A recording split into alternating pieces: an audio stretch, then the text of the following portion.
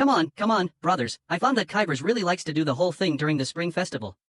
The newly released 63 has a price of $399, versatility, high compatibility, all aluminum pot gold casing, and dual MCUs. It really has not lost in terms of parameters and cost effectiveness. We also went through the unboxing, and the pull-out packaging box is still better than the regular price. Don't underestimate the packaging, it can reflect the carelessness of a product's design. And what I really want to praise is that the price does not include lifting, but such an all-in-one 8-piece, 8-cycle product. I saw before that the ones sold outside here are really not cheap. I have been using this keyboard for a week. Let me first talk about what makes me excited, in no particular order. The first is the feel. The feel and typing sound of this keyboard are very good, very close to the level of hi-fi muscle. Paired with this magnetic fly axis from Gadron's sub-brand, it has an oily and moist feel. In fact, the filling inside the kneading heart is very sufficient. Let me break it down this time. And looking at this gap from the side, it's basically filled to the brim. The silicone at the bottom is not castrated at all. And this time I think the feel is a more important factor. It's this side panel. Multi-layered splicing closure on both sides. The sound is basically muffled inside the keyboard. Their home has always been strong in feel and sound tuning. After all, the sound model is patented by them. Then let me talk about the second thing I like about it is the appearance. Not to mention how much I love the style. But there are so many details. There are actually a lot of boundary elements in the design of this keyboard, but there are so many details. The corners of the keyboard are also very tough. Mecha foamy is too much. Line design on the edge. The removable color aluminum plate on the front side. The bottom can be affixed with falling paper later. This DIY hollow aluminum plate decoration. And this intricate side panel on either side. Even this keycap is a separate matching font. It looks very complicated. There are so many details. So let's talk about this side panel separately. Just watching looks a bit like a dagger, but there are too many components. I just took it apart. It took a long time to recover. And there is also an acrylic middle material to let the keyboard loom from the side door. Reveal it. This boring light.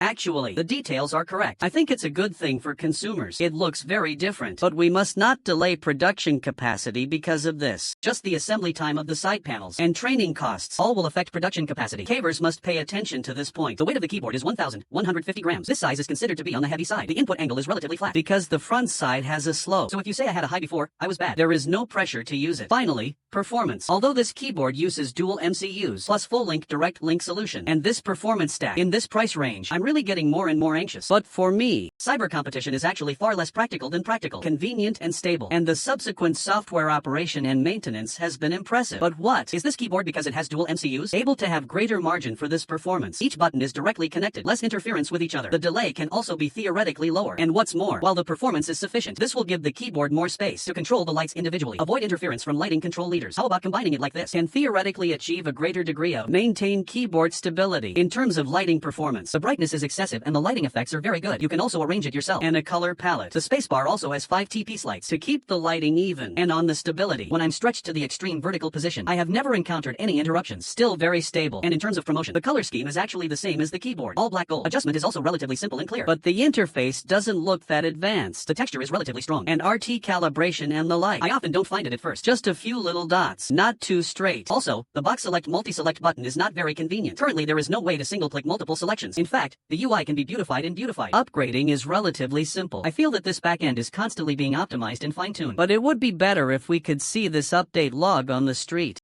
What is currently being upgraded? I didn't know it when I first saw it. Okay, this keyboard because I arrived late, so the experience time is quite tight. But in fact, the positioning of this keyboard is relatively clear. It means using the least money to pile up the most materials. And it can be said that it is a node that is rolled into the current magnetic group keyboard. This price is definitely a bargain. But I still hope that production capacity will be an issue during the launch. This assembly is really troublesome. And follow-up software updates must be kept up with. Okay, that's all the content of this video. Thank you for watching.